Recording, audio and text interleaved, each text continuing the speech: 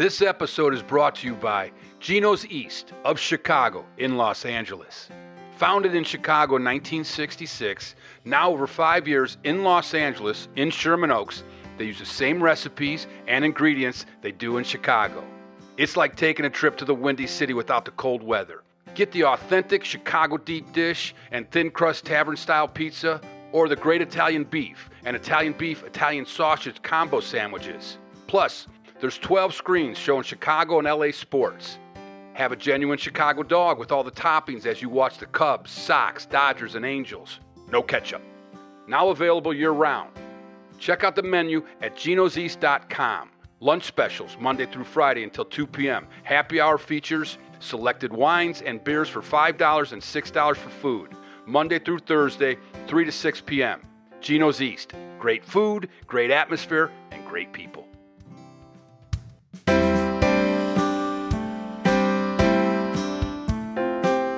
Sit back and relax. It's time for peanuts, popcorn, and Cracker Jacks.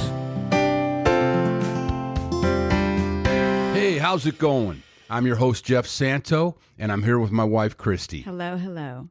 So, we have been a little bit irregular with our podcast distribution at the moment due to the fact that we are prepping for our production in the fall, this fall. Yes, it's September 29th, we start shooting our film Wild Ones. Mm-hmm. So we are in pre-production, and we're building our all-star cast and crew. Yeah, it's been great. And I got to tell you, out of all the films I've done over the years, never been so prepared like we are for this one. And I was prepared.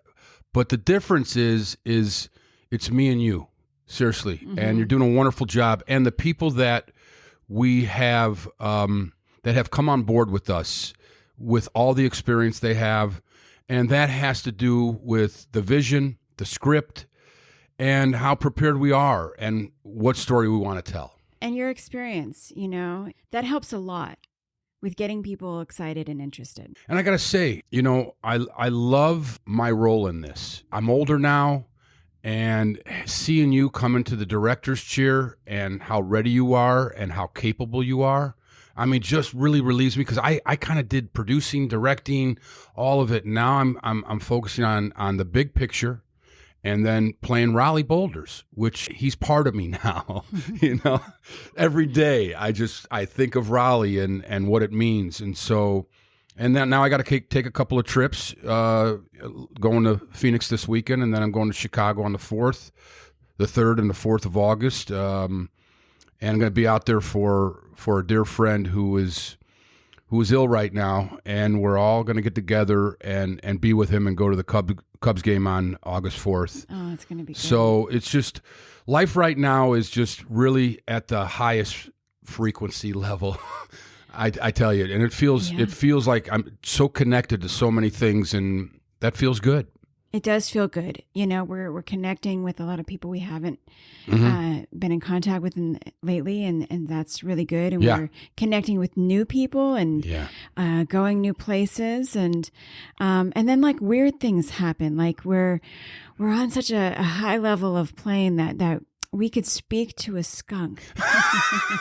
we spoke at the Beverly Hills Rotary Club the other day, and on our way home, Jeff opens the garage, and just as the garage door is opening, a skunk comes out from around the house, and he could have easily just gone right into that door. And Jeff and I are in the car just going, no. Don't turn right. Skunk, stay forward. Keep marching forward. Go down the road. There's been a lot of skunk reports lately in our neighborhood. But you could smell the reports, So luckily our garage did not get skunked. But we're going to keep you informed with our production throughout it. And you'll get a taste of what it is to make an independent film, and I hope you enjoy that. And also, listening to our all-star crew and that we've collected, we're going to have a few of them coming on our podcast. Yep. And if you want to listen to Richard Crudo, our awesome cinematographer, we have a previous episode of him. And speaking of all-stars, thanks to everyone for voting for us in the America's Favorite Couple contest. We're hanging in the top 10, which is pretty wild. We need to get back into the top first position because that's how you win the group phase and then get the all right, finals. So if you have vote. a Facebook page, just vote. Vote. You get one free vote or maybe you get 2 free votes. Then it goes to charity, and it's for a great cause, which is the food bank. And also Oceana helping the oceans. and it's done by Jeff Goldblum and his wife, so it's a pretty cool thing that we're a part of. And let's get to the show now. This is an amazing one. Dusty Baker. I got to tell you, I don't know if there's a bigger baseball guy out there right now and what he's done with his career. It's amazing, and you'll hear about it. And, I got to know Dusty a little bit in 2003 when I was making This Old Cub and traveling with the Cubs and just watching him deal with the players and the coach. He was amazing, man. And my dad had a very close relationship with him, so can't wait for you to hear this interview. And I'm also going to be contacting my nephew, Spencer Santo Brown, the youngest of the nephews. Sam is the older one. And Spencer is heading overseas to Liverpool. So I'm going to give him a call and wish him well and, get him ready a little bit. Yeah, it's going to be a fun crackerjack. All right, enjoy the episode. Hans Christian Andersen said, "Where words fail, music speaks." At Joey's Song, we believe truer words were never spoken. Our mission at Joey's Song is to raise money to fund the desperately needed research to find treatments and cures for the devastating and intractable epilepsies that are robbing futures and taking lives. Between 50 and 65 million people worldwide have epilepsy, and 1/3 of those folks, approximately 20 million, cannot find relief from their seizures through any known treatments or surgery. Joey's Song is dedicated to and in the memory of Joey Gamal, who died in 2010, just shy of his 5th birthday after battling a rare form of epilepsy his entire life. Every year, Joey's Song brings together Rock and Roll Hall of Famers, Grammy and Emmy winners, and top 40 hitmakers for a series of one-of-a-kind concerts that have helped us be a part of over $1.75 million raised over the last decade. Artists from bands like Cheap Trick, The Bangles, The Go-Go's, Garbage, The Goo Goo Dolls, Toto, and countless others all help us give hope to the families fighting epilepsy today. To find out more about Joey's Song and stay up to date on our next one-of-a-kind show, visit joeysong.org and join our mailing list or follow us on the social media channels of your choice. Thanks for your time, and thanks for supporting Joey's Song, and thanks for listening to Peanuts, Popcorn, and Cracker Jacks. My special guest is a baseball living legend. Could be the biggest one out there. 7 decades in the game. 3 as a player, 4 as a manager. Over 2,000 games played as a player. 2-time Silver Slugger winner, Gold Glove winner, NLCS MVP, 1981 World Champion, 3 times Manager of the Year, over 2,100 wins as a manager, 8th all-time in the history of baseball. First manager in baseball history to lead 5 different teams to division titles. He won the big one in 2022. I cried tears of joy for him. I know my dad did too from above. A great ambassador to the game and a great human being. I am so honored to have this man on my show. Dusty Baker, welcome to Peanuts, Popcorn, and Cracker Jacks. All right, man. Hey, man, you must know what I like to eat because I like peanuts, popcorn. Every time I go to the ballpark to watch a game now that I'm out of uniform, I have to buy some Cracker Jacks. Absolutely. Oh, that's great. I have to take a line from Jerry Maguire and put it into a question for you.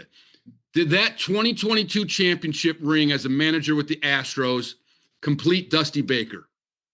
I think it completed Dusty Baker as a baseball man, but I don't think it completed Dusty Baker, as a man and what I'm really supposed to accomplish in life, which I'm not sure what that is yet. But I know there's more to come, especially. I've escaped prostate cancer one time, and I escaped also a stroke a few years ago. So it's like I'm escaping for some reason, and the Lord keeps me here. So I'm thinking that this, that wasn't my lifetime goal of accomplishment. So that's still to come, I think. Oh, right on. You look great, by the way, man. Thank you. You really do. I got to say, what's the equation to taking 5 different teams to division titles? Well, you got to get fired from a few teams first. And when I took the job, my first job in San Francisco, Al Rosen told me immediately, managers are made to be hired and fired. And then I looked at him and I just thought to myself, nah, not me. And thought I was going to be in San Francisco forever, but it doesn't happen like that. But the equation is that I think Bill Walsh talked to me when I first started coaching. And he told me that you have to continue to reinvent yourself as a coach and as a man.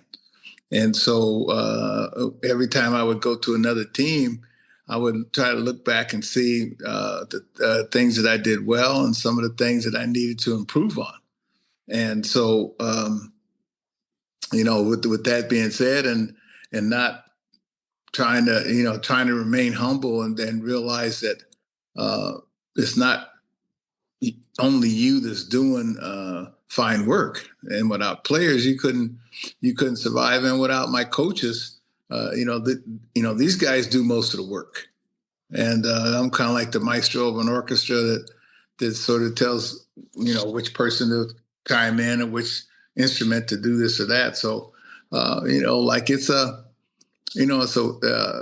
game of teamwork, and you got to have teamwork from the clubhouse kids all the way to the front office, to the janitor, to the grounds crew, to everybody is on the team.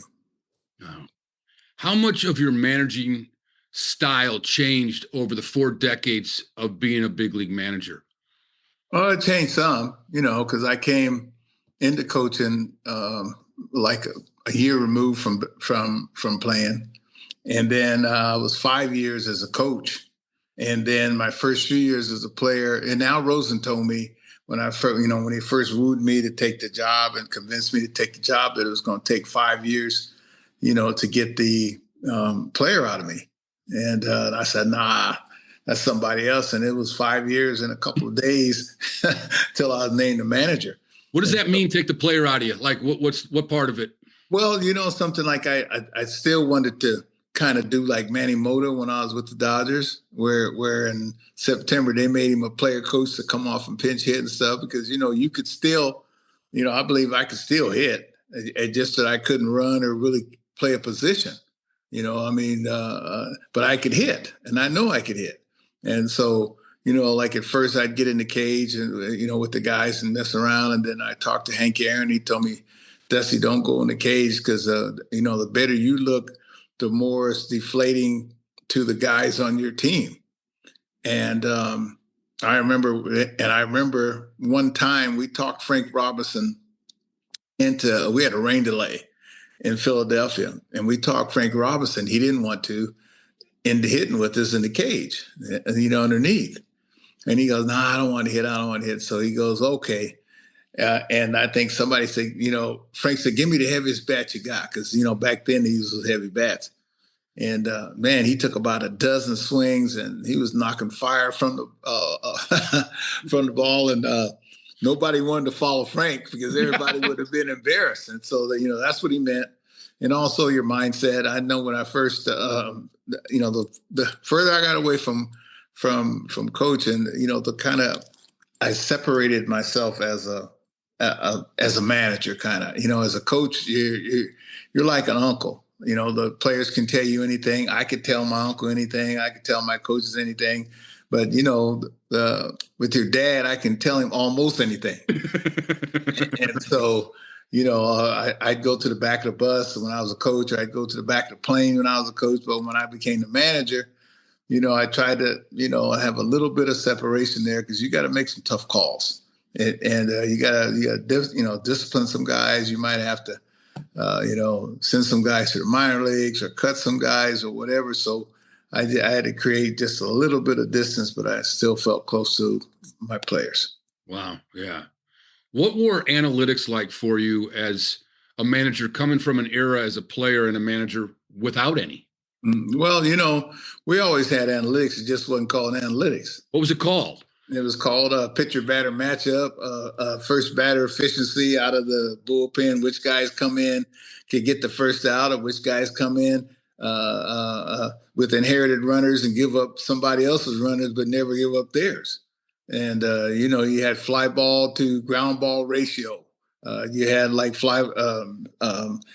guys a pull hitter, guys good 2-strike hitter. I mean, we all had scouting reports. I mean, and Hank Aaron, he could tell, playing beside him, he could tell by the way you held your hands where you were most likely to hit the ball.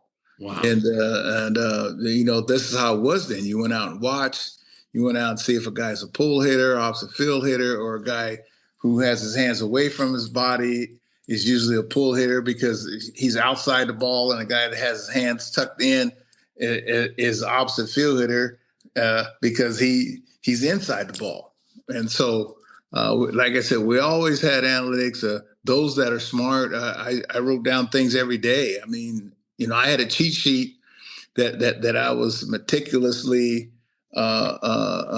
writing down everything that I could, even though I wouldn't look at it most of the time. I'd memorize it while I was writing it, because a lot of times you don't have time to look down. Because I remember when I first took this job as a manager, my former teammate and last manager in baseball, Tony La Russa, he told me, he said, Dusty, never try to miss a pitch, and always see every pitch of the ball game, and you'll never be surprised about anything. And I think I missed one pitch in 26 years because I was using the bathroom and I came out and there was 1 ball and no strikes. I'm like, dang, I almost made it. You know what I mean? So, wow. There's a place for analytics. I mean, big time place for analytics, but there's also, a place for experience and a place for feelings. And sometimes you can't explain why you feel things. And and Hank Aaron told me years ago, he said, Dusty, if you feel a guy's going to throw you inside, he's going to throw you inside. And I'll see it, and you got to believe it. And I'll see some hitters take a pitch watch it, and then they'll swing after the catcher's throwing the ball back to the pitcher. Well, he second guessed himself because he knew what was coming, but he didn't believe it and trust it. And so next time you're watching a ball game, see how many guys will take a pitch and then swing afterwards. And I bet you 9 out of 10 of them were looking for that particular pitch, but they, just couldn't believe what they felt. So therefore, there are no absolutes in anything. There's no absolutes in sabermetrics. There's no absolutes in feelings or your gut feelings. And I think, the best managers are those that can combine, combine the two. And, nobody's right all the time, but to me, it got easier to manage. The more sabermetrics came in, because I started thinking, what would the computer do? Mm-hmm. And versus what would Bobby Cox do, or what would Joe Torre do, or what would Tony La Russa do? Is he going to hit right here? Is he going to steal? Is he going to squeeze? Or I couldn't make Tony La Russa turn his whole lineup around in the 3rd inning by bringing the lefty if they got a left-hand hit lineup, or vice versa. And so it's never easy, but I thought it was a bit easier at the end. Than it was when I was playing kind of mental games with the opposing manager. Now, you talk about like gut feeling being at the plate, what Hank Aaron said to you. And do you think it seems like guys guess more today, Dusty? Did you guess? Because my dad always said, look for the fastball, adjust to the curve or off. True that. Yeah. But you got to guess some. Right. When you give yourself a pitch. Yeah. But what you guess early in the count, and you guess location, and then through process elimination, if anything inside is going to be a fastball, 98% of the times, anything outside could be anything, fastball, slider, changeup.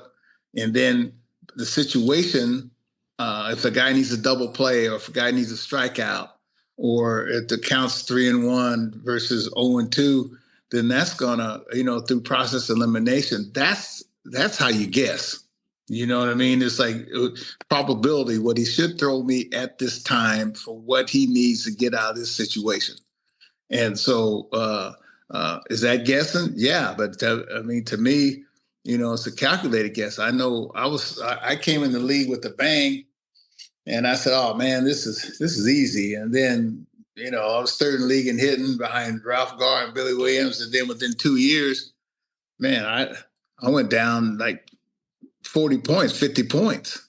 And so I went to winter ball to try to figure out, get my stuff together. Plus, I hurt my shoulder. And Bob Veal and Cito Gaston were playing on the Magallanes team, and I was on the La Guaira team. And they came over to Caracas to play us, and they came over to my apartment, and we had dinner. And, a lot of the times I would learn more from a pitcher about hitting than I would even a hitter. And Bob Veal at that time, I don't know if you remember Bob Veal. He just passed, big Bob Veal, big glasses, 6'8", threw hard and wild. He told me, he said, "Dusty, you trying to cover the whole plate." I said, "What do you mean?" He goes, "You got to zone him early in the count, zone him to where you think he will most likely throw the ball, and or where your strength is, because you don't want to look for your weakness early in the count when you got 3 strikes to play with." And so and then I had a session, I remember, with Ron Fairley, who taught me how to hit with 2 strikes. He said, "Hey, Dusty, with 2 strikes, you look from your weakness to your strength, because and when you're heading the count, you look at your strength and don't look to your weakness. If you like the ball up, look up. You like the ball down, look down. And then if it's not in that location, take it, because you got, two strikes to work with." Or like I had a conversation with Roy Campanella, and he just simplified. He said, "Make them come over the plate, take a good whack at it, and don't miss it." Like, okay, I think I can do that. That's a great philosophy, man. And, Billy Williams always said, too, he said, you got one good pitch to hit. That's right. That's right. And don't miss it. And Billy Williams, he helped me, and which I passed on to my son. Billy Williams says, "I see now guys swinging, they have a 1-speed swing."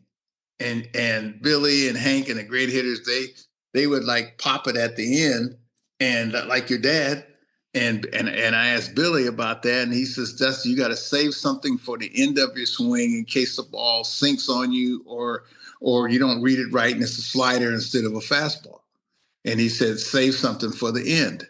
And I was like, wow. Yeah, exactly. And it makes perfect sense. It's so simple that we're looking for something complicated when we should simplify the act of hitting instead of overthinking about it. But that can get into your mind. You're thinking about saving something, right? I mean, how do you do that when? Well, what I'm saying, saving something, you're saving something at the end of your swing to pop it. It's like cracking the whip. Yeah. And you see guys that have the 1-speed swing that are swinging with their arms. They're on the plane of the ball, but they can't change the direction of their swing at the last minute, either in or out, because their swing has already committed to that one swing. Versus, I was talking to one guy in modern times a couple of years ago, and I asked him, I said, "Who's that kid right there?" And he goes, he's not going to hit." And I says, "Why?" He says, "Because, you see swings, they're like, hey, man, that kid can hit, or that kid can run, or that kid is strong, or whatever. You're always scouting." And he told me because the kid was a hands hitter. And I'm like, that's who I'm looking for. You know what I mean? Because a hands hitter saves something for the end of the swing. Wow. And how about when I see some hitters today on 2 strikes, you just said 2 strikes go from your weakest to your strength, right? Mm-hmm. How come I see hitters taking it right down the middle on 2 strikes? Well, because it says somebody told him that 80% of the time at 2 strikes, he's throwing something else. So, yeah, you know what I mean? Yeah. And I remember, and I try to tell my guys, hey, man, not only you go from your weakness to your strength, but Roy Campanella used to say, look for the fastest pitch away, which is usually a fastball. And then I can adjust if it's something else and fight off the ball inside. Because most of the time when you see guys get called out, they're frozen. And that's what Bobby Welch used to call a paralysis. I asked him, I said, what is that? It's that fastball away, low and away, that the umpire has been in the room practicing on his out call, because you see how they clown on you when they call you out. And I remember one umpire, Nestor Shylock, when I went to the American League. I mean, some guys were like, ha! Some guys would punch this guy. He told me to take a hike. I said, what'd you say? Take a hike. And, I'm sure he had practiced that in the mirror. And so anything close, they're going to call you out. And especially nowadays, they're sitting on the inside of the catcher. They're trying to look through the catcher to see if it's a ball or a strike. And if the pitcher hits the glove, you're out. Yeah. Because it's going to look like it's a strike. And I remember one time Frank Pulley, we were in the minor leagues together, so he used to call me John all the time. And he goes, and so Bob Boone was a master of framing pitches a long time ago, and he'd sit off the plate, and if the guy hit the glove, they call a strike. And so I said, Frank, that ain't no strike. He told me, he says, take it again, John, just like that. So. So Booney moved a little further off the plate, and he hit the glove. And he goes, "I told you," and he called me out on strikes. And that's one of the few times as a player where I cursed the umpire and got kicked out because he helped Bob Boone. He says, "Take it again," and I did, and it was a strike. So you learn those lessons as a player, and you try to pass it on to the modern players now. That's some great hitting advice, Dusty. Wow. Thank you for that. Now, let me ask you about your childhood growing up in Riverside, California in the 50s and 60s. What was that like? Well, I mean, it was great. I mean, our town was about 50,000. So you went to school with black, whites, Mexicans. Half the town was Mexican.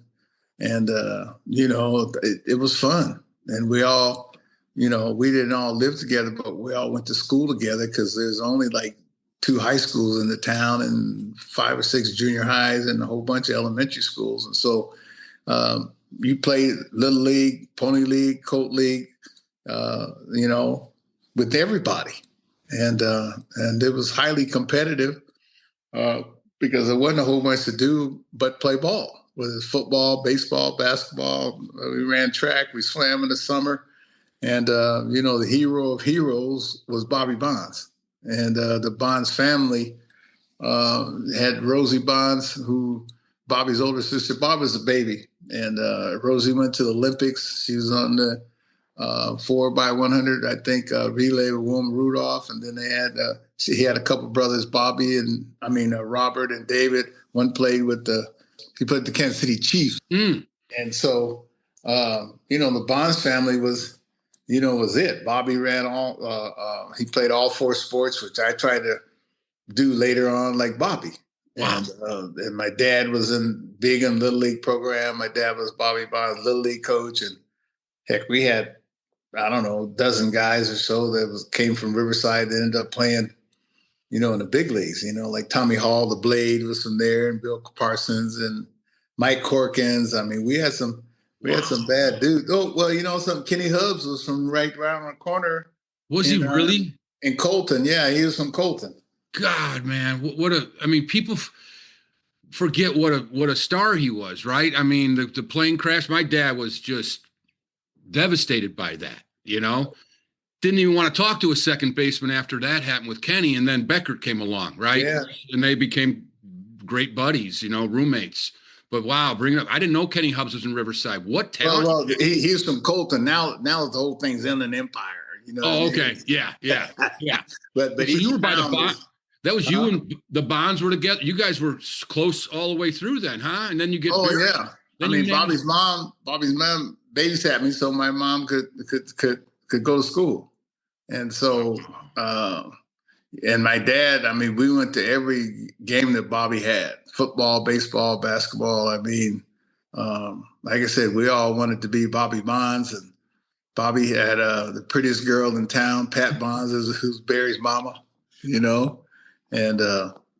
she was the prettiest girl in town. And she's like, "Oh, you're gonna be cute one day when you grow up." I'm like, "Wait a minute, I'm grown now." You know what I mean? So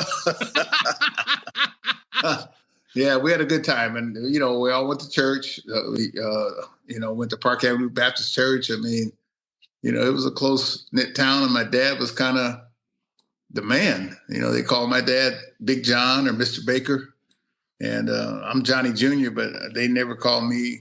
There's only one John in my house, my dad. Wow, man! And he is you're the oldest of 7. Now, how many brothers and sisters?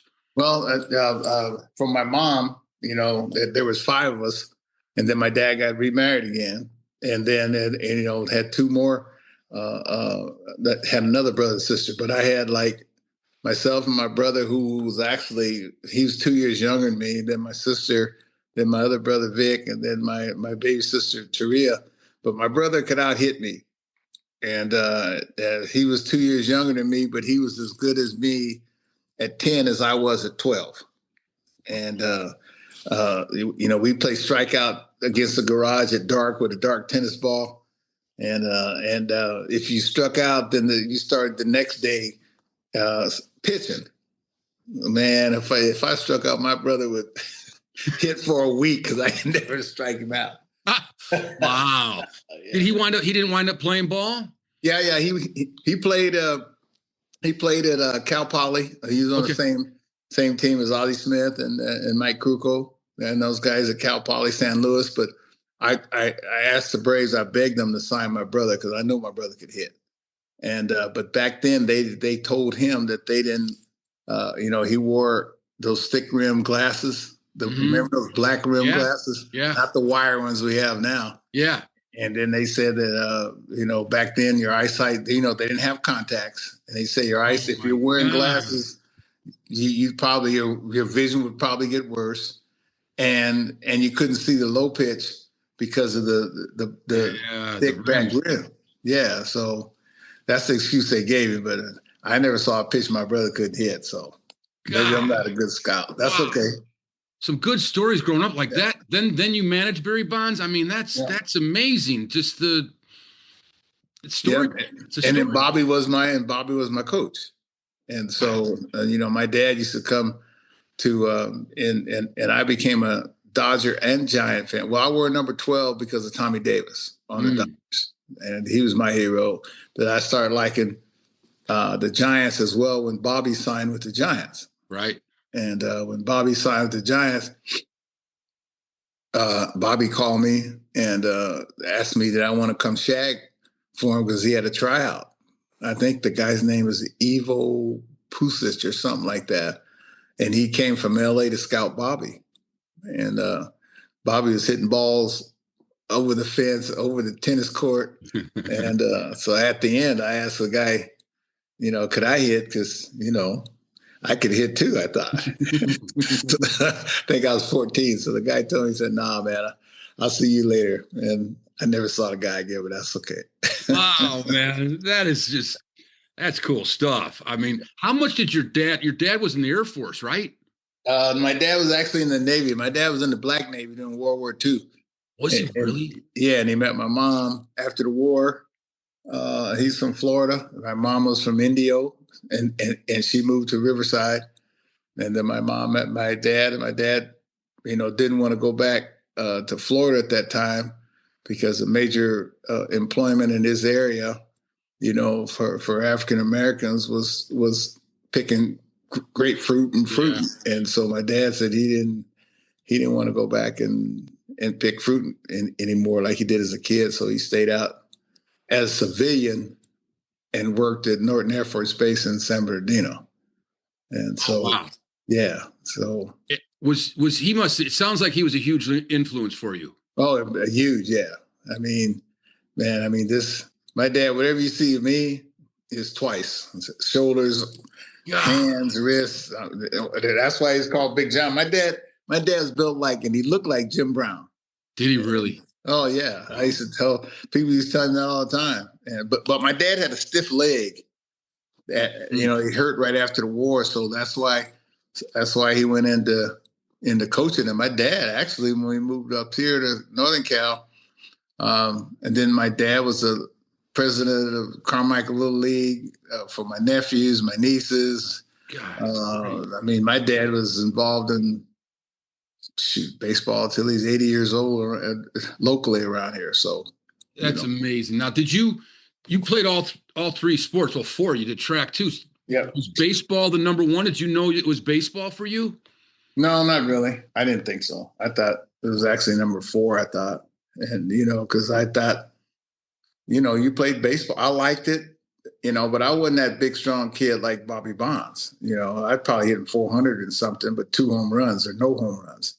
Where Bobby was a kid that threw a no-hitter and hit 2 home runs. You know that kid? Yeah. Yeah. And that was Bobby. Man-child. Yeah. Oh, yeah. And but my love was basketball. Was it really? Yeah. Because you could play it by yourself. You didn't need anybody. You could be Elgin Baylor one day and be Wilt Chamberlain the next day, or be Jerry West the next day, or you see a dude. I was a Laker fan and listen to Chick Hearns, and you see a dude do a move, and at halftime you can go out because my dad put lights on the garage. And the neighbors used to quit bouncing that ball. And then after I became a pretty good player, then they were bragging that I was there.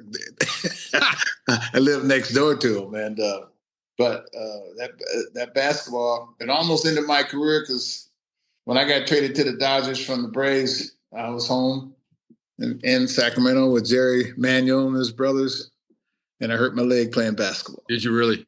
Yeah. Wow. So, and my mom had always told me, and she told my scout, Bill White, that she's trying to get me to stop playing basketball. But it's like, how do you stop playing basketball? Yeah. Right. It's so funny because my dad played football, basketball. They had a team in '69, the Cubs, in the offseason, and they'd travel and play high schools. I mean, yeah. And so did we with the Braves. Wow. Yeah, we had and then I remember the Cincinnati Reds had a basketball team, and that's how Bobby Tolan tore his Achilles. Well, there you go. And then when guys start getting hurt, no more basketball. Because see, that's how we used to train. Like when I lived in Atlanta, Ralph Garr and I would go play basketball, and I thought that was the way to train. And Hank Aaron would run around the gym, the same gym that we were at. He'd run around for like 2 hours with this medicine ball. And while he was running, we were playing. That's so cool, man. That's so cool. Getting to when you got drafted in '67. Yeah. Now, was Henry Aaron a big mentor for you? Well, actually, I was supposed to go to the University of Santa Clara and play basketball. And my dad didn't want me to go there. I wanted to go to Arizona State or San Jose State, play football or basketball. But my dad found out some kind of way that those were the 1-2 party schools in the country. So my dad said, "No, you ain't going there." So my mom and dad had gotten separated, and so the wheels of the economic spokes were off the bike. And being oldest of 5, went to L.A. to visit Paul Richards, who was the general manager at the time. And he sent for me and my mom, and I got to be with Hank Aaron, Philippe Alou, Joe Torre. As a kid, 18 years old, is quite influential to be around those guys. And so Hank told me that if I had enough confidence in myself to sign, if I had enough confidence to be in the big leagues by the time my class would have graduated from college, to sign. If not, then go to college. And so I signed, and he promised my mom that he would take care of me away from home. Because, when I got drafted, the last place I wanted to go was the South. Yeah. 67, it was hot. It was hot all over the country. And where we are out here, Berkeley and Golden Gate Park and, it's beautiful. Yeah, and as much nonconformity as you could stand, period. And so, got that right. Yeah. I mean, there were, freedom marches and riots, and that you saw on TV, and then eventually out here, and the South was the mecca of the movement. Mm-hmm. And so, and my parents are heavily involved out here, And but that ended up being the best thing that happened to me. I got to meet Hank Aaron and, Jesse Jackson. And I just got through seeing, Billy Aaron and, excuse me, and, Ambassador Andrew Young. And so I was very lucky to be with Hank and to be, around, the civic leaders. Yeah. So, what a time. Yeah. Amazing. And when you played with the Braves, you went up quick, right? You got up before you would have graduated. Am I correct? Yeah, I got up at 19. God damn. Yeah. That's early. My dad got there at 20, 19. Yeah, but I didn't get there to stay. I didn't get there to stay till I was like 22. I was like up and down, up and down. What was the reason, you think? No, I wasn't ready, number one, but I was always a September call-up, which is big in those days because I was making $1,000 a month in the minor leagues, and the minimum salary in the big leagues was like 15 or 18,000. And so you figure, in that 1 month in the big leagues, that's AAA, $1,000 a month, and it was $700 in AA and $500 a month for 5 months in A ball. So you're playing a whole year and you make $2,500, man. You get called to the big leagues. Yeah, right. So different. The motivation is so different, right, than today. Yeah. Well, if you take the money out of the equation, a lot of people say it's different. It's not. Well, I'm talking about the money was survival money. It was just like, I mean, for real, yeah. Yeah. We all had to have jobs in the winter, unless you were Hank, exactly, and maybe Billy Williams, and I don't know if your dad did. Your dad work it was a struggle at first, right? And yeah. I mean, you go to work in the winter, and I sold cars in Augusta. I sold insurance one year. I had a little right, skinny tie. Ernie sold cars. My dad worked at a company and had a pizza place. Yes. So all that kind of stuff. Now, was Henry Aaron the greatest you ever played with? Yeah. Yeah, right. Yep. And without a doubt. And people ask me, and Reggie Smith was second. Really? Oh yeah. There's nothing Reggie Smith couldn't do. So how would you compare like a Judge or Ohtani to Reggie Smith, Willie Mays, Henry Aaron?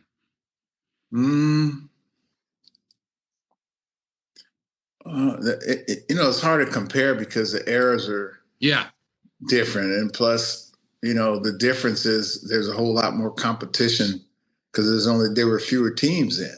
Right. His dad broke in. I think there's 8 teams in each league. Yeah, 400 players, right? Yeah. Right. And it's like, hey, man, how many, and a lot more kids played baseball than now.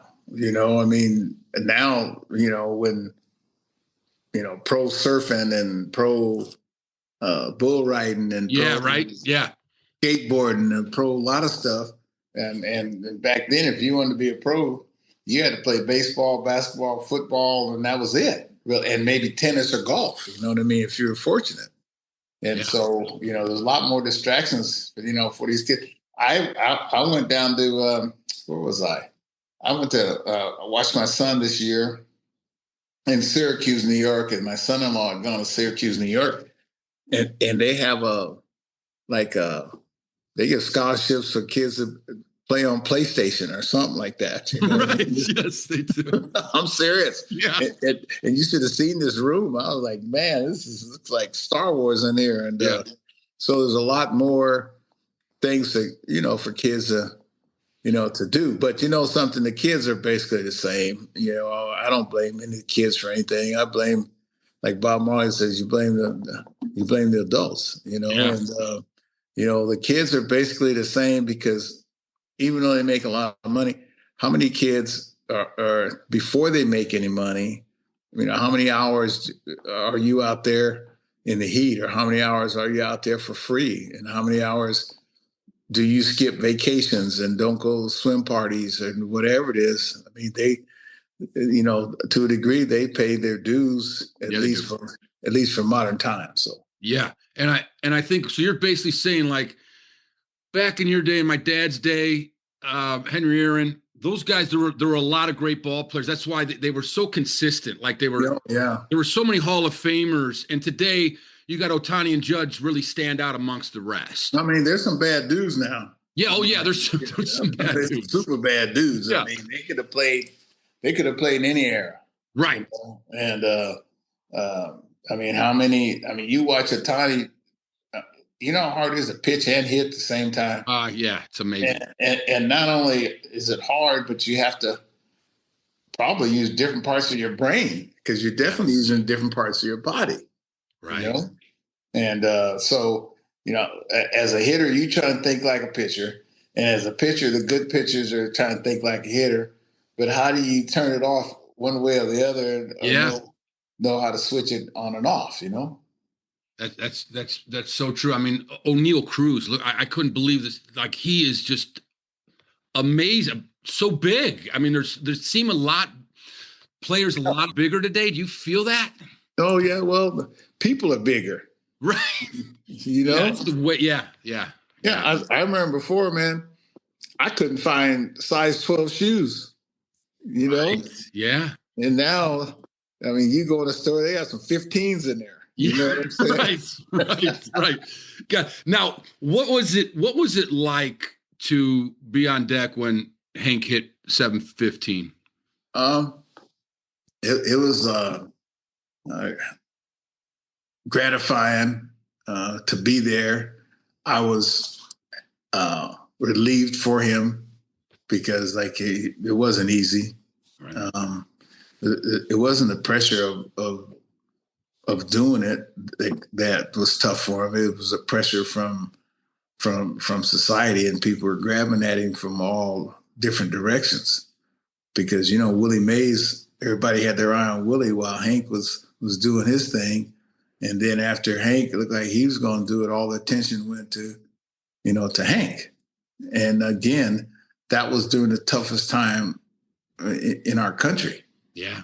And one of the toughest areas, you know, in the country. And, you know, he handled it with class and dignity. And, you know, he taught us how to, he didn't like you clowning and showboating. He didn't like that. But he helped me a lot where, you know, when I got to Chicago, my last year and a half, almost 2 years there, it was a little tough on me. Mm-hmm. Also, you know, with you know, getting letters and calls and really and stuff. Oh yeah. Oh my God. Oh yeah. I mean, but what helped me deal with it was I got a lesson from Hank on how to deal with it. God, I didn't know that, man. That happened in Chicago, huh? Oh yeah, definitely. And I had the FBI come to my office, and they're like, "Hey, man," I said, "You know, who are you guys?" They're like, "Well, we understand that you got some white powder." I said, "Yeah." You know, remember they were sending anthrax around? Yeah. And he says, we were at the Hate Crimes Division of the FBI. And I said, "Well, I'll handle it." And they said, "No, let us handle it." I said, "No, like my dad taught me. You know, I'll handle it." And it was cool after that. Well, that's amazing. You know, did you know my dad got death threats? Mm-mm. Did you? Yeah, in '69 we had FBI followed us to school. We got him a letter every Tuesday. Ain't that crazy? Huh? That's crazy. Yeah. Oh, it was crazy. Yeah, no, it was big. It was so big that I, as a kid, had nightmares. I would run away from cars thinking I was going to get kidnapped. Really? So it lasted for months. We had FBI follow my brother and I to school in our school buses. Oh my God. It's crazy. Yeah, some guy and Ernie got it too. My dad and Ernie. Right. Right. Yeah, it's crazy. And how old were you at that time? I was 69. I was 7 years old, 7 years old. Yeah. Wow. You know, I got one of my favorite pictures ever because, like your son hanging out in the clubhouse, my brother and I, we hung out all the time. We were the oldest because my dad had us young. My brother's 2.5 years older than me. But I have a picture on the field with Henry Aaron. It's my favorite. Me, just a little guy standing next to Henry, and we're both looking at the camera. Well, I got a picture of my son on his wall where I think he might have been 10 years old, 10 or 11. And it was at the Freedom Games that they had in Cincinnati every year at that particular time. And Hank was there, and it was a national anthem. and I'm there with the Reds uniform on. Darren's on with his little Reds uniform on, and they're singing the national anthem. And my son's looking up at Hank, and Hank's looking down at my son. That is so cool. You know, with his arm around him. And oh man, coolest photo yet.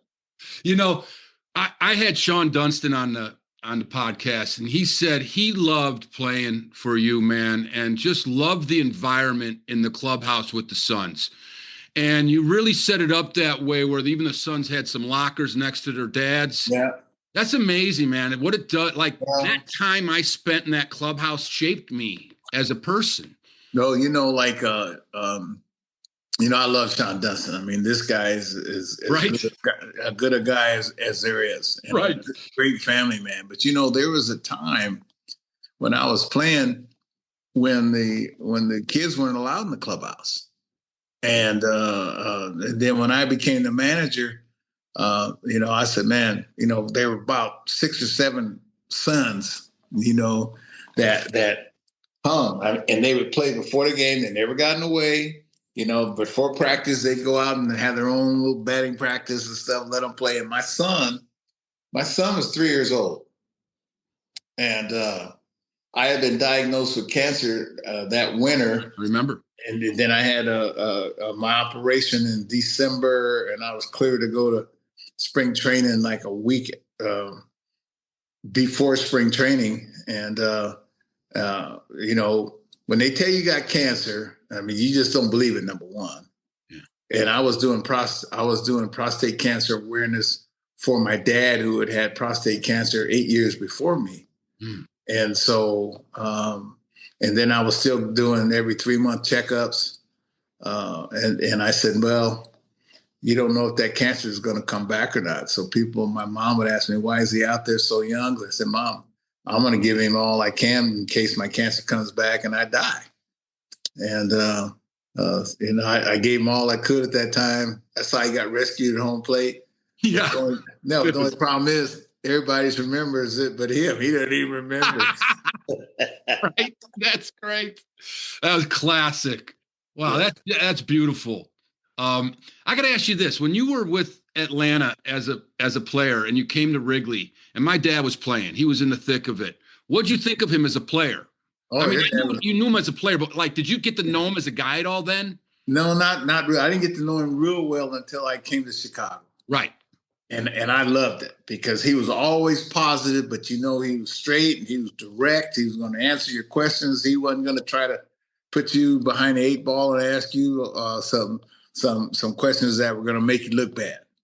And I mean, he never complained. He never complained about anything. And I was like, I mean, he was tough. And Gary Matthews and Billy Williams, you know, I mean, they helped the relationship because they gave him, you know, credence right away. Because, you know, in baseball, man, your reputation gets there before you get there. Yeah, yeah. And if you got a bad reputation, it's going to get there way before you get there. Right, right.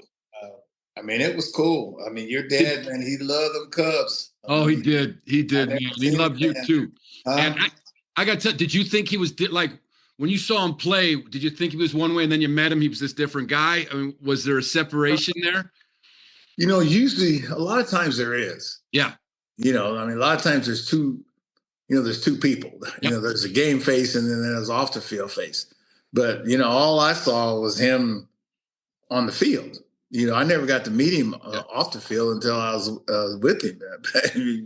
He used to kill me, man. I mean, we had a good time doing the pregame show. You know, a lot of times you're doing these pregame shows, man, and it's kind of a chore. It's like, you know, right. I got to do another one. But with him, it was always fun and, you know, always entertaining. And especially it helped me those last 2 years I was there because, man, especially the last year, I mean, man, that was hard because we were losing and the Tribune didn't give us any help. I didn't know that they were selling the team shortly after they sold it to the Rick. But I had seen that same thing happen when I was with the Braves. I should have seen it, but I didn't because when I was with the Braves, my last year in '75.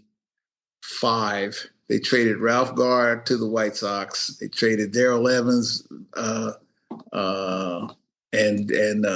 Marty Perez to the Giants. They traded Ron Reed to the Phillies. They traded us all, and then they sold the club. Mm. So that's similar to what happened to us that my last year in Chicago. Yeah, man. And 03, I got to, you let me travel with my dad. I was doing the documentary. It was just a special year to kind of get to see everyone and be part of his broadcasting life, to be part of that team too. It was such a cool team. And did you think, were the Marlins better than you guys, or did you just think that we got bit by the curse of Wrigley Field and all that? Well, number one, I didn't believe in the curse. Right. I was trying to dispel the curse, but I mean, whatever was there long before I got there. Right, exactly. And I really wanted to win bad. And I don't know if they're better than us, but they got some timely hits, and they wouldn't go away and they wouldn't quit. Yeah. And quite frankly, I don't know. I would have loved to see, but I didn't know how far we could go because we were already stressing, and our pitchers had gone further and thrown more than they had at any point in times in their career up to that point.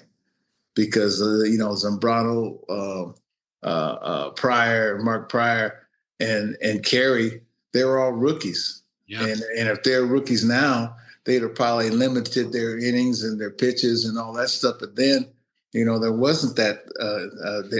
When people, the thing that hurt is when they accuse me of hurting them. It's like, no, man, this is how it was back in that day, back in that time. And heck, they'd have killed me if I had tried to take them out of some of those games. Yeah, exactly. And we were close. I mean, we were real close. So how much further would we have gone if we had to play another 7 games? Because we were on uncharted territory, and I got to thank Jim Hendry for trusting me and listening to me and us. We were close. I mean, we talked, and what shot us over the hump is when we made that trade. Yeah, big trade. Oh man, I mean, usually a trade doesn't have that instant impact that trade had. 3 guys, right? It was Ramirez, Lofton. Oh yeah, it was big, and then we got Randall Simon. Yeah, he was huge. Yeah. So boom, here we are. Right, man. I mean, you get a third of your starting lineup. I mean, that's big, And so, I mean, that was fun. I mean, that was a lot of fun.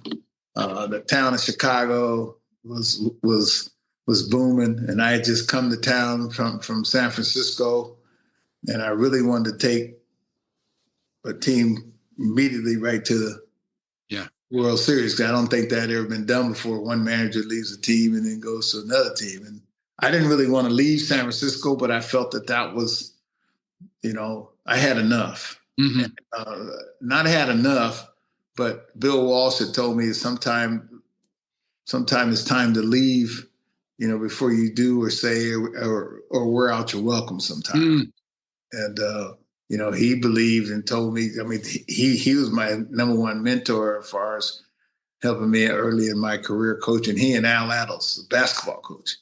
Wow. And he says, hey, as a coach or a manager, you should change teams about once every 5 to 7 years because, the things about you that they might be tired of, and there's some things about upstairs that you might be tired of.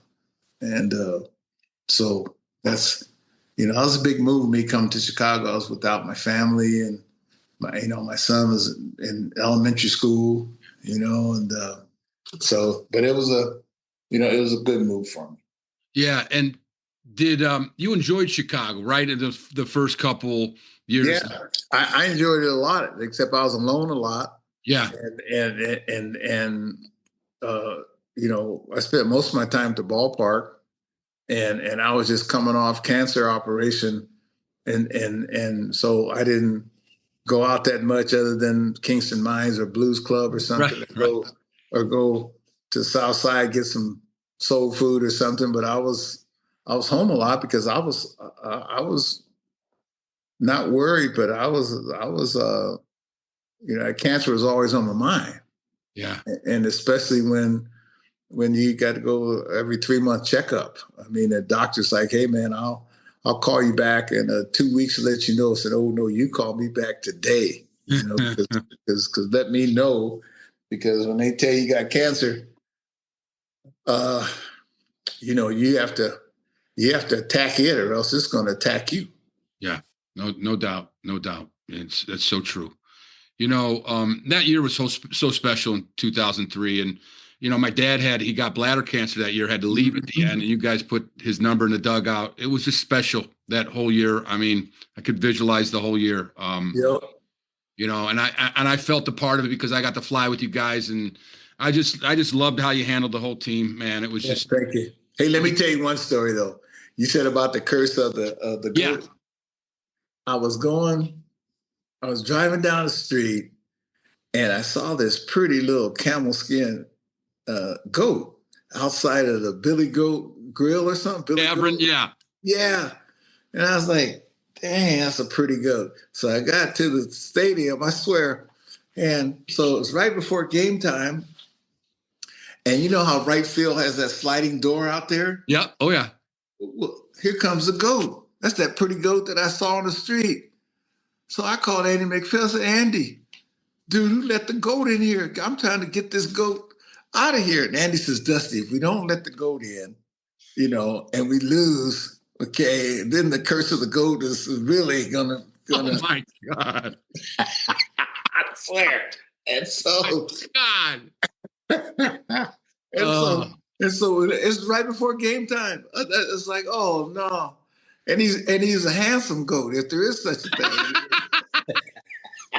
Handsome goat. Oh, he was all pretty. He was brushed, man. He was like camel hair. Right. Have you seen him? I think I remember what you're saying. Yeah, it was a good looking goat. Oh yeah, and they said he was the grandson of the goat, great grandson. Oh, come on. I'm serious. That's what I got. Oh, that's hilarious. Now getting a last question. I want two more questions. That team that you played on with the Dodgers from the late 70s, early 80s, and you guys had you set a record. 4 of you had 30 home runs or more. Was that the best team you were involved with managing and playing? Well, yeah. Well, we had pitching, and everybody just talks about the home runs we had. We had pitching, we had defense, and we had an attitude. And nobody liked us, but we didn't care. You know what I mean? And so, but that was the best overall teams that I played for, because on the Braves, we could hit. We had guys. I mean, we had one year, we had Davey Johnson, Hank Aaron, and Darrell Evans hit 40. And then I chipped in with a little 20, and Mike Lum hit 15. So, that might have been the best offensive team that I played with, but that was the best. Guys were the best overall complete team that I played. And as a manager, my 93 team was special. That was my first team, but that taught me that you can't win without a bullpen. And that was perhaps my best bullpen, when I had Dave Burb along, and I had Dave Rigetti, and Jeff Brantley in the 7th, and then I had Mike Jackson, and Kevin Rogers in the 8th, and then Rod Beck in the 9th. And so, as a manager, I'm playing six inning games. When you and the other team know, if they don't get you before the 6th inning, then there's a good chance that it's game time. Wasn't guaranteed, but it was damn near guaranteed. What do you think of the teams today where pitchers only go 5 and 6? They're taken out in 5 and 6. Is that because the bullpens are so good? They're trusting that? Well, but that puts pressure on. That's how they're conditioned. Yeah. In the minor leagues, they don't go. Most of the time, they piggyback games. one guy goes 5, one guy goes 4, and so they're never really conditioned to go the 7 innings or a complete game. And plus, if that's your mindset, throw as hard as you can, as long as you can. Well, you're not going to throw much more than 5 or 6 innings. And when you see in 30 pitch innings, and I asked Greg Maddox, I remember asking him, I said, man, what's your theory of pitching? And he told me his theory of pitching was 13 pitches an inning. And I was like, damn. And then I asked Steve Carlton, I said, man, what's your theory of pitching? He says he'd get bad hitters out, one ball, 2 strikes, and get the good hitters out, two balls and 2 strikes. So if you could take that mindset into the game, which I've tried to pass on to my players, well, hey man, they're going to automatically go 6 to 7 innings if it's quality, if they have that mindset. You're throwing 25, 30 pitch innings, by the end of the 3rd or into the 4th, you have 90 pitches. Yeah. And so I think that's we have to change that, or else you're going to have a 15-man bullpen, because somebody has to pick up those 4 innings, and hate to see pitchers getting hurt now, and I don't know where they're going to come up with all these pitchers at, but they seem to come up with them from somewhere.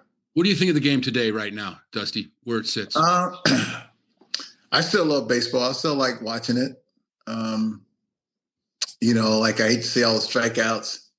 I hate to see, guys, everybody wants to be a slugger and everybody can't slug. Some guys got to be some hitters. Yep. And,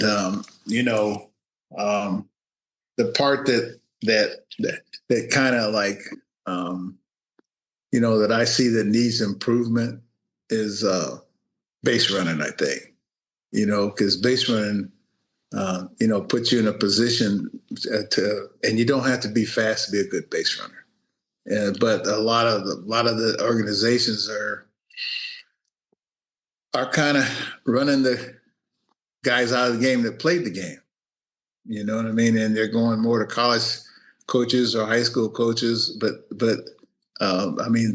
not to say that they don't know a lot about it, because some of the guys that I had as coaches at the amateur level were some of the best I ever had. But I remember one time when I was in the Marines, and my last day of boot camp, I had a drill instructor that I didn't think liked me, but in fact he really liked me. And he told me, he said, Dusty, he says, your unit get called up to Vietnam. That's when Nam was hot. And he says, you got to do what the second lieutenant tells you, that's studying in the book. But you hang out with that staff sergeant or that sergeant, and he'll get you home. You hang out with him, and the guy that has 2 tours of Vietnam, he'll get you home, because he knows where the booby traps are. He knows where the snipers should be.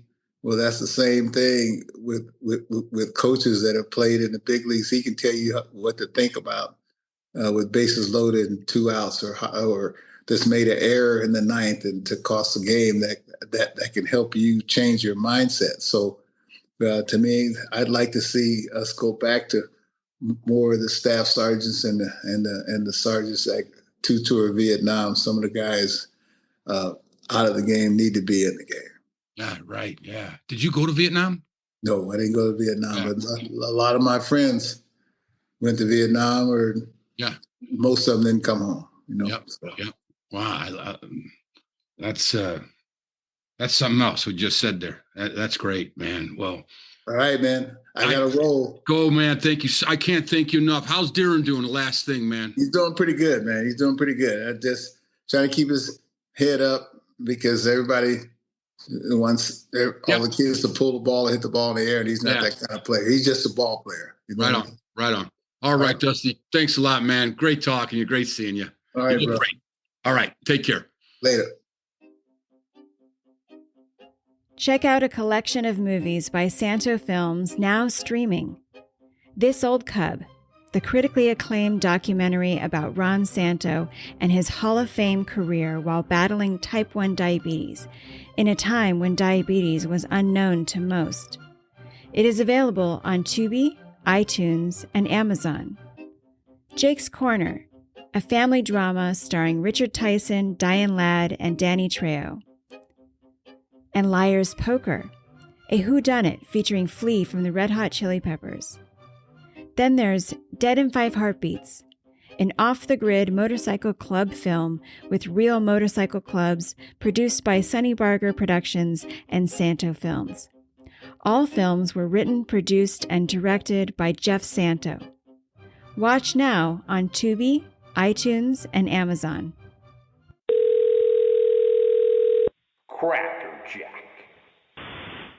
This call is being recorded.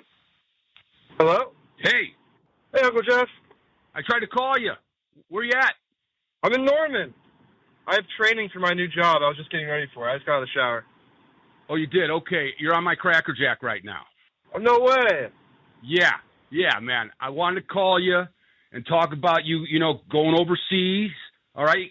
So you got to take a second. Don't know if you're dried off or whatever. Doesn't matter. So, have you ever been out of the country? I can call you back in like 10 minutes?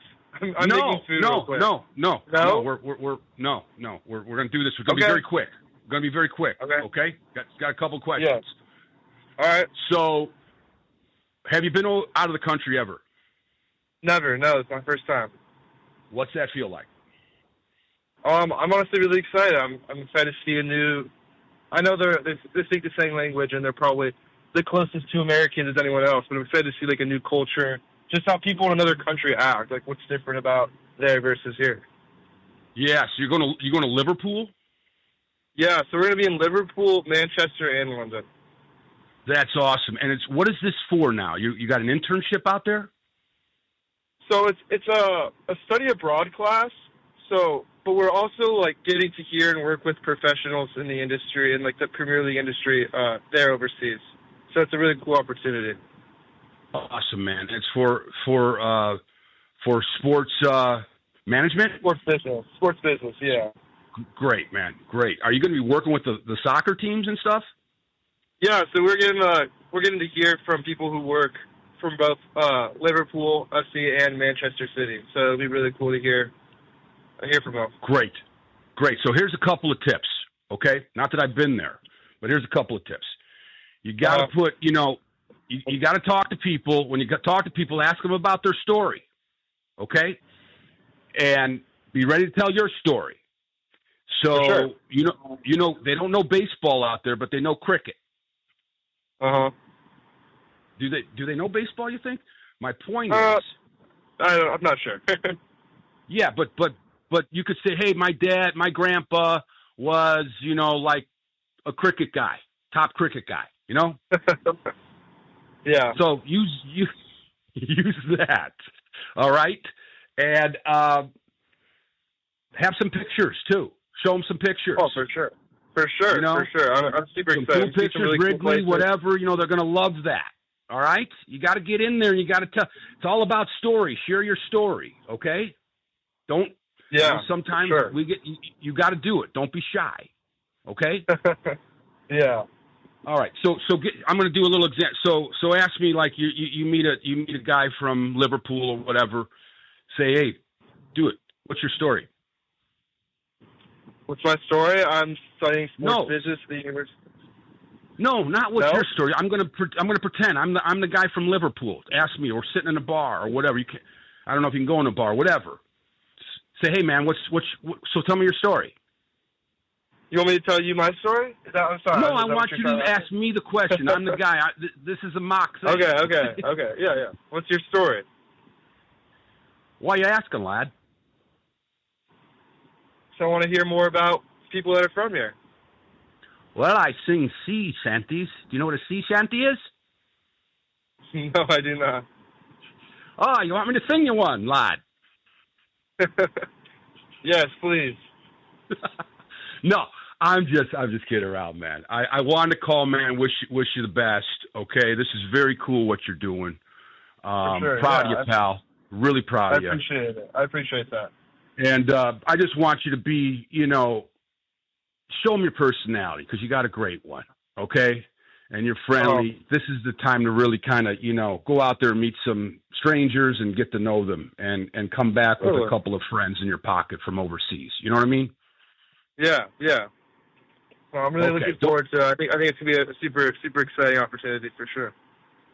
And how long you gone for? Just over 2 weeks. Okay. All right, man. Yeah. This is going to be a ball, buddy. So proud again of what you're doing.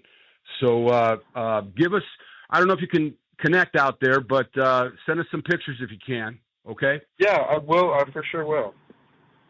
Okay. And good luck with everything. And just have a great time and soak it all in, man. This is very cool for you. Okay? Take you to another level. I appreciate that. Yeah. All right. Thank you, Jeff. Hey, and one more thing. Tell them about peanuts, popcorn, and crackerjacks. I'll spread the message out there. No, seriously, spread the podcast because we got a couple of listeners out there. Okay. Okay. Yeah. Definitely say just throw it out there. Say my uncle's got this podcast. You got to check it out. It's about baseball and entertainment and all that. All right, buddy. Right. All right. Love you, pal. All right. All right. Good to hear from you. I'll talk to you soon. All right. Yeah. See you, brother. Bye. Thanks for listening to our show.